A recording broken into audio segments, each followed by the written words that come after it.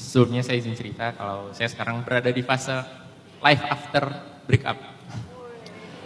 Artinya apa bang? Ya habis menyudahi hubungan dengan pasangan saya. Oh, habis Kurang lebih putus. begitu. Habis putus. Habis putus. Oke. Day berapa ini? Day berapa? Hari keberapa? Hari 8. Wah. Wah. Cuman gak apa-apa. Cuman kalau untuk sedih-sedihnya alhamdulillah tidak yang sebegitunya dan tidak mengganggu hal-hal yang menjadi tanggung jawab saya gitu. Oke. Saya ingin cerita sedikit bahwa sebenarnya saya menyudahi hubungan itu bukan dalam obrolan terakhir kita itu membahas prinsip, cuman pada akhirnya saya menyudahi itu bukan karena itu, tapi lebih ke bagaimana orang-orang di lingkungannya tuh yang memandang saya sebagai sosok yang jauh statusnya dari dia gitu loh, yang menganggap bahwa pekerjaan saya yang mungkin tidak sebegitunya untuk orang-orang di pekerjaannya, yang mana tuh menurut saya itu akan menyakiti dia pelan-pelan gitu loh. Asumsi-asumsi atau doktrin orang yang disampaikan terhadap dia, menurut saya itu bukan hal yang harus dia terima gitu loh. Kalau emang pun terlepas pekerjaan saya mungkin biasa-biasa saja atau memang saya tidak sebaik itu, ya sampaikan kepada saya, bukan pada orang-orang yang di sekitar saya gitu loh. Dan pada akhirnya saya sepakat dengan keputusan kayaknya hubungan ini harus sudahi gitu loh. Dengan alasan saya benar-benar ingin menjaga dia dari omongan orang dan termasuk dari diri saya juga tersebut. Setelah melewati beberapa hari, akhirnya saya cukup merasa tenang dan saya sebenarnya ingin minta pendapat Ustadz juga bagaimana saya meyakinkan diri saya bahwa untuk saat ini dan kedepannya beberapa tahun ke depan saya tuh ingin benar-benar untuk menikmati diri saya sendiri dulu, fokus untuk berbenah diri saya dulu, menjalankan hal-hal yang menjadi tanggung jawab saya, hal-hal yang menjadi kewajiban saya, yang mana tuh di masa mendatang saya benar-benar dipertemukan oleh orang yang mungkin memang dilahirkan dan ditakdirkan untuk saya. Itu sih dari saya. Terima kasih. Oke, Bintang pengen dikasih semangat gimana caranya tadi menjalani hidup setelah dia putus. Mungkin sebagian orang berpikir cinta itu adalah pasangan. Sehingga ketika kita kehilangan pasangan, kita kayak kehilangan cinta dalam hidup. Padahal ada banyak cinta dalam kehidupan kita sebagai anugerah dari Allah dan butuh dihargai. Ada cinta yang bernama ayah, ada cinta yang bernama ibu, ada cinta yang bernama kakak, adik, yang pasti bukan ipar ya, karena ipar adalah ada cinta yang bernama kalau udah punya anak. Ada cinta juga yang bernama sahabat sejati, sahabat yang setia sama kita, menerima kita apa adanya. Bukankah itu cinta-cinta yang berlimpah yang layak kita hargai dan kita menikmatinya? Sehingga kita nggak sendiri sebetulnya. Nggak apa-apa kita mau kayak lebih fokus dengan diri kita, upgrade value kita, cari pengalaman sebanyak mungkin. Tapi ada orang yang berpura-pura, dia berpura-pura sibuk, dia berpura-pura lagi fokus dengan dirinya, tapi sesekali dia ngerasa sebetulnya saya kesepian sih.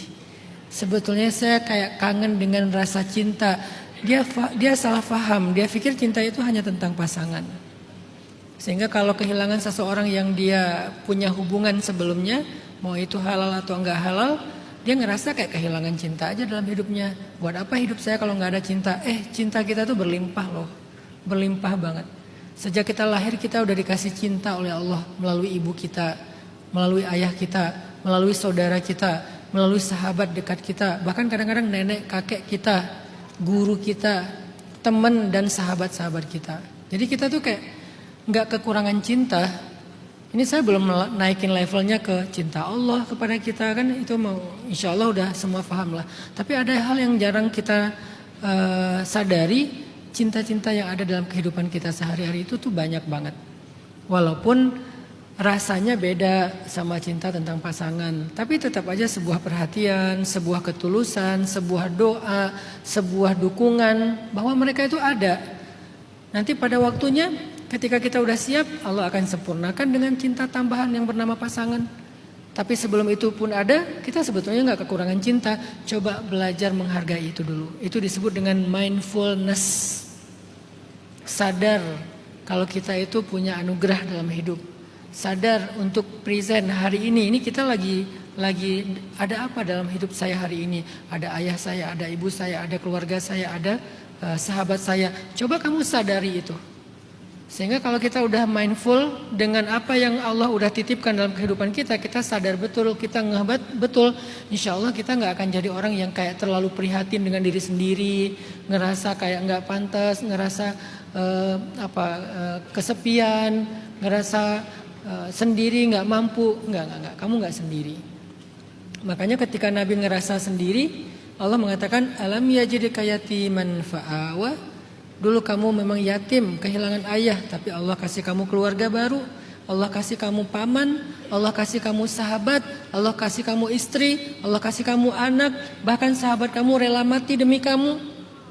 Artinya Allah lagi ngingetin Nabi, kamu tuh nggak yatim-yatim banget. Memang kamu kehilangan ayah sih, lalu nggak lama kemudian kehilangan ibu dan kakek sih. Tapi bukan berarti kamu sendiri, bukan berarti kamu kesepian, gak punya siapa-siapa, bukan berarti kamu sebatang kara. Itu yang Allah ingatkan di dalam surat Ad-Duha. Sebelum Allah ingatkan itu, Allah ingatkan lagi tentang yang lebih tinggi lagi. Ma wadda'aka rabbuka wa ma qala. Tuhanmu gak pernah ninggalin kamu. Jadi bukan hanya kamu punya keluarga, plus kamu punya Allah yang gak pernah ninggalin kamu. Tapi kalau itu terlalu tinggi, kamu lihat aja yang ada di sekitar kamu. Kamu punya keluarga, punya sahabat setia, punya paman, punya orang-orang yang support sistem terhadap kamu. Coba hargai itu dengan mindful, dengan penuh kesadaran. Sehingga kita akan menikmati prosesnya, hari-harinya, ketika kita tidak mendapatkan sesuatu atau seseorang yang kita inginkan. Karena emang belum waktunya. Bagi saya, walaupun ini agak berat ya, ketika orang putus dari pacaran, saya justru ingin mengatakan selamat ya. Jomblo itu bukan kondisi prihatin. Jadi gak usah berkecil hati jadi jomblo. Jomblo itu keren loh. Makanya saya ngasih istilah sejak 2014, Jovisa. Jomblo fisabilillah. Kenapa ada istilah jomblo fisabilillah? Karena dia menjomblo dengan pilihan.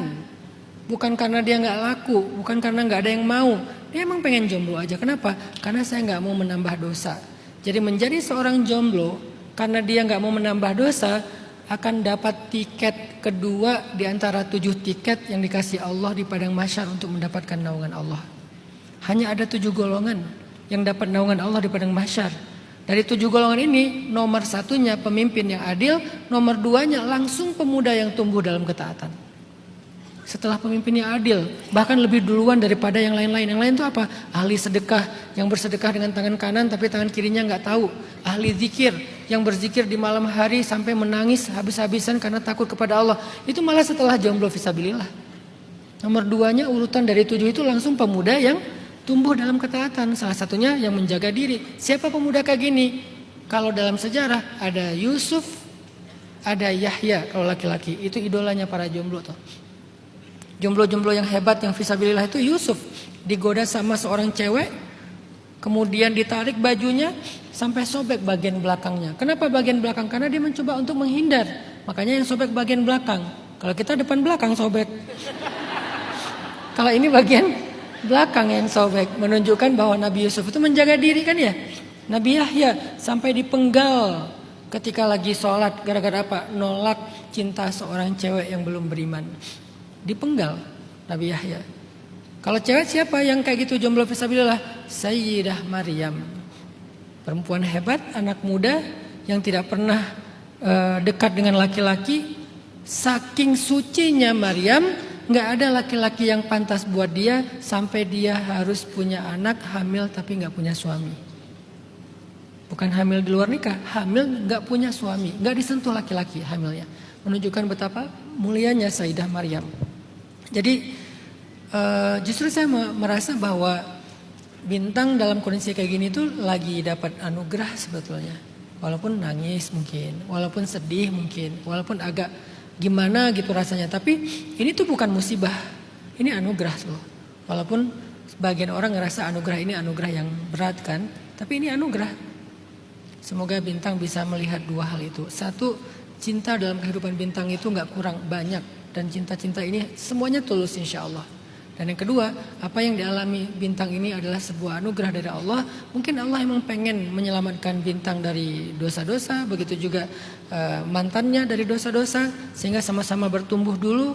Siapa tahu suatu saat kan akan ketemu lagi dalam situasi yang jauh lebih berkah, lebih mulia, yaitu dalam ikatan yang halal pernikahan. Allahu a'lam.